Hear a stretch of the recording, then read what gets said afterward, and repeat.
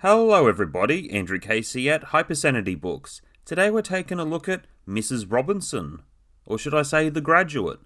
There are some different points I want to touch on, pros and cons between age gap relationships in some of today's video, but there are certain points within the book that show red flags that we should be aware about. Otherwise, let's just get into it.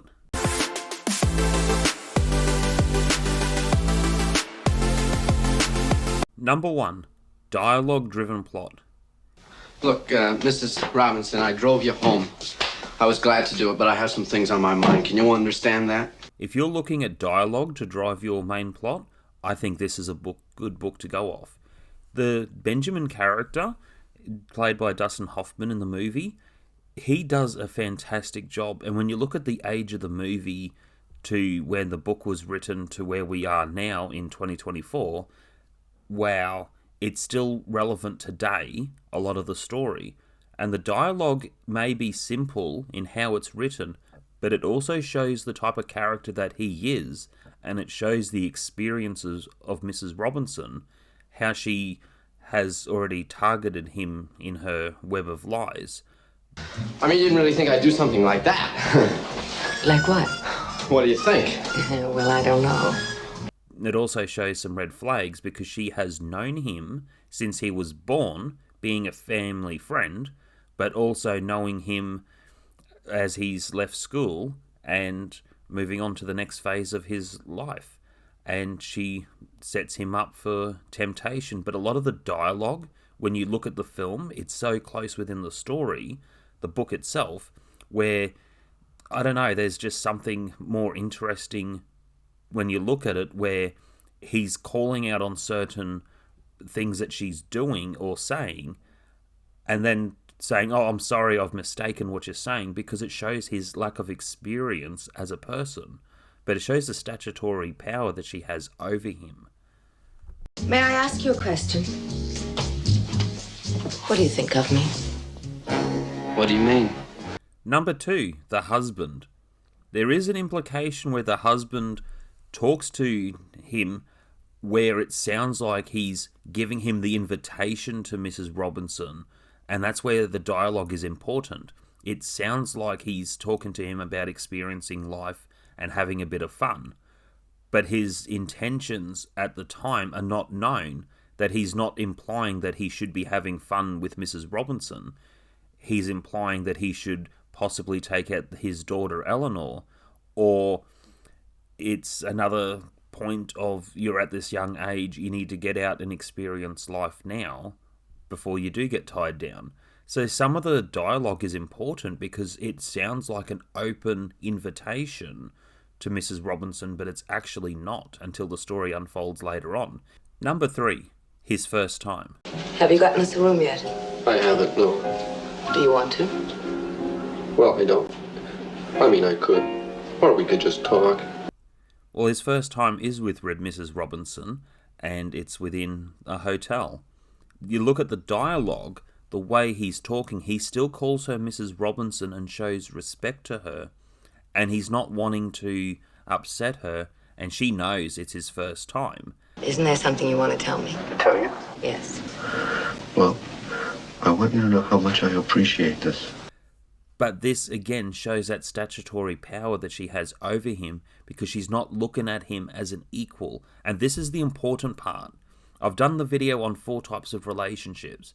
And with this type of relationship, it's called separators, where they're worlds apart, but pretending to be together. Really? The number.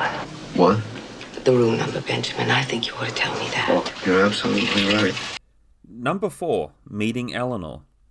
So meeting the daughter, he has known her for a lot of years, on and off, and yes, they reconnect, and he's trying to keep the boundary in place because Mrs. Robinson has demanded to keep that boundary, though his parents and her father also push for them to be forced to have to go out somewhere, and she's explaining to him that this is not appropriate. And he takes some of the experiences that he learned from Mrs. Robinson to try to be more of a jerk by smoking, drinking, and going to a strip club. and showing that he doesn't respect women because he's trying to not focus on any feelings towards Eleanor, even though he did have past feelings. And this is also a complicated situation, how he's changing himself as a person. It also gets more complicated because the other points with the hotel, he does have a reputation around town for being there quite frequently and being well known. So it doesn't quite go well, but he does have moments of developing feelings for Eleanor, which only complicate his situation. Number 5, subtext and unspoken tensions. Now, there is a lot of subtext that comes along, especially with the dialogue and certain body language, which also shows that even though something isn't said, there's a lot of tensions where the character is under a lot of pressure with who he is as a person and who he's meant to be. Now, he still looks like a good functioning member of society, but again, if you're looking at writing effective dialogue and having some subtext to that dialogue or something that is still keeping mystery within the story, this is a good book to go off. And yes, with a lot of subtext that comes in with other characters that he has to engage with, again, this book is fantastic for dialogue to help with your writing journey. Number 6, moral ambiguity. That woman? What? That woman, that older woman that I told you about? You mean that one? Yes, the married woman. That wasn't just some woman. What are you telling me? He gets tested to this point where he has disclosed to Eleanor that he has had relations with an older woman and trying to end things that he was doing.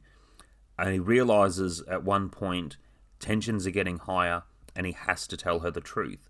Mrs. Robinson knows he's going to tell the truth, and she even threatens that she's going to claim rape. Now, this is important.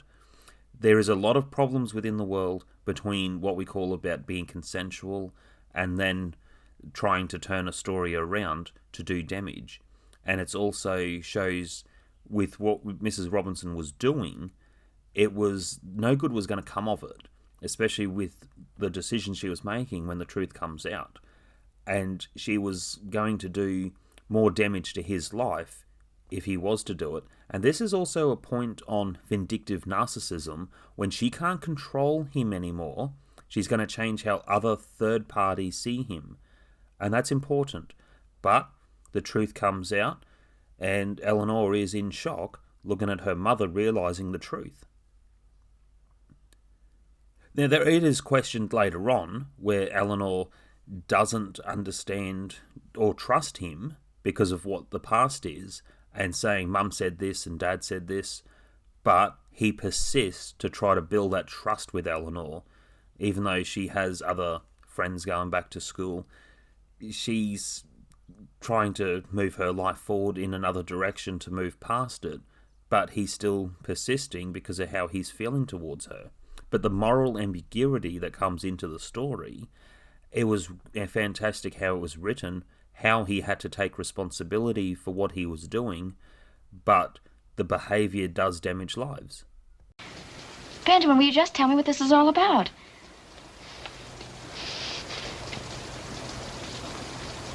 Number 7, use a third-person perspective. The third-person perspective is effective in the story because it shows how other characters are interacting, but the idea is to come to your own conclusion whether something is right or something is wrong. And I think that's important. So yes, there is a lot written in the first person with the Benjamin character and his internal struggles, though a lot of the third party interactions that come through adds just different layers of perspective, but it's not too intrusive onto each character to how they're thinking or feeling. And I talked about this with the series Naruto. Someone throws a punch and it gets into the first person dialogue of 4 people giving an opinion to what just happened, instead of letting the story unfold to work it out for yourself. And I think The Graduate is fantastic on its use of third person perspective that keeps the narrative going at a good pace. Number 8, psychological realism. How could you possibly rape my mother? What? I don't understand. I Did don't you say understand rape her? how anyone could do a What thing did she like say? that. You've got to tell me what she said. Why? Learning from this type of story, have your protagonist be relatable with the struggles. Let him be relatable, and what he was doing was quite common for a lot of temptation to fall into that temptation. Now, with Mrs. Robinson as the antagonist of the story, and that's important. She was too drunk to drive home, and that you would get her a room for the night. Well, then what? Then you took her upstairs and you raped her. Oh, no, that's not what happened. You have that person with the complications. They have to be a complicated character for that to work.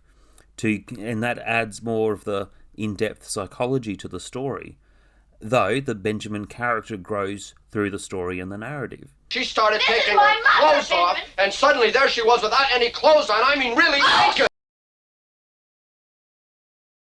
Then you have other supporting third parties, but you may look at the daughter as the tritagonist of the story.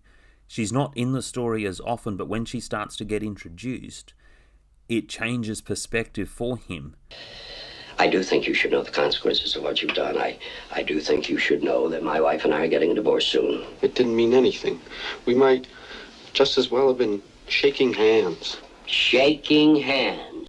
And the focus goes from Mrs. Robinson to Eleanor, as Eleanor's going to get married and he's going to try to stop the wedding.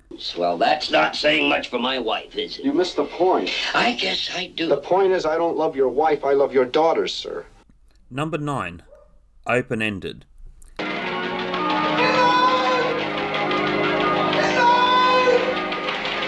It ends the story where he stops the wedding from happening.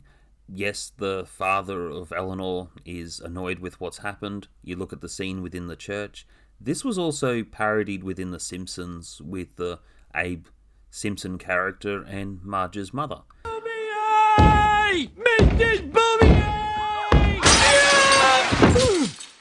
Same sort of deal, to break up a wedding. But it's leaving open-ended. Are they going to be together and build a new life? Or are they going to fall apart? But it's left open where they end up together within the end. And she's wearing a wedding dress and he's on the bus. So there are some relatable points within the story to trying to follow your heart. And it's those sorts of obstacles that characters go through that make this story fantastic. I enjoyed it every step of the way. And there was a lot to reflect on. But now I need to get to the final point. Number 10, final thoughts.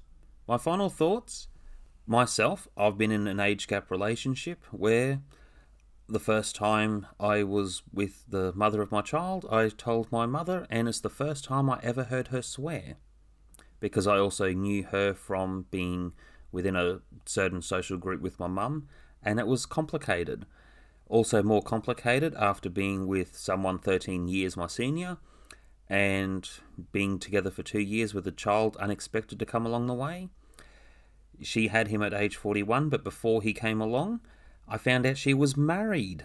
So her husband let me know he had the divorce papers and a lot of things, so she had a double life.